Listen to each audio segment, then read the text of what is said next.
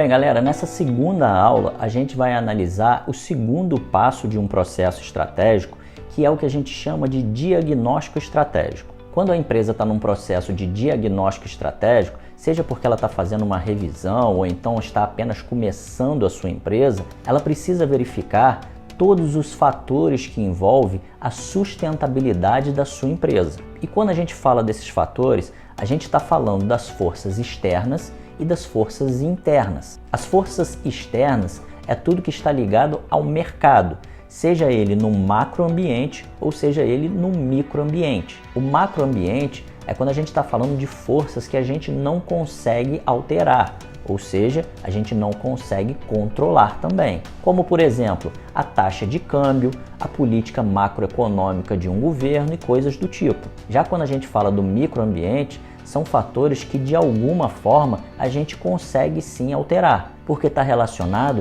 à competitividade. E quando a gente está falando da competitividade, a gente está falando de como a gente compete com os nossos concorrentes dentro do nosso setor. Agora, quando a gente está falando da parte interna, tudo aquilo que a gente analisa olhando para a nossa própria empresa, ou seja, a gente analisa olhando os nossos recursos. E quais são os recursos que a gente tem disponível dentro de uma empresa?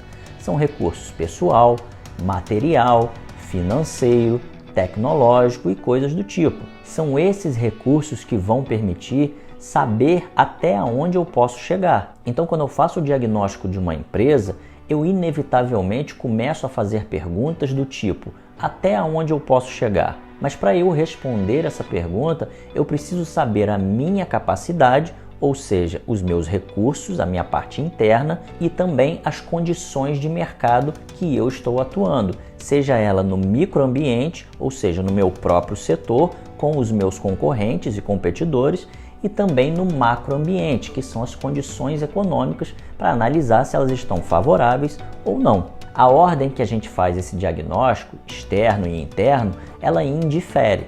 O importante é que quando você faça esse diagnóstico, você consiga juntar essas duas dimensões para analisar se você está chegando a um diagnóstico preciso. Então é muito importante nesse momento que você tenha dados para conseguir embasar o seu diagnóstico e não apenas questões intuitivas. É claro que nesse momento a gente não pode descartar totalmente a questão intuitiva, mas os dados, com certeza, a gente não pode descartar de forma alguma. Então, se por exemplo eu tenho um dado externo de macroambiente dizendo que o PIB do país está crescendo, eu posso, dentro do meu diagnóstico, entender que eu estou no momento de investir. Mas na hora que eu for fazer esse investimento, eu tenho que analisar os meus recursos. Será que de fato eu tenho recurso para fazer esse investimento? Se eu não tiver esse recurso interno para fazer esse investimento, eu tenho que tomar esse dinheiro no mercado.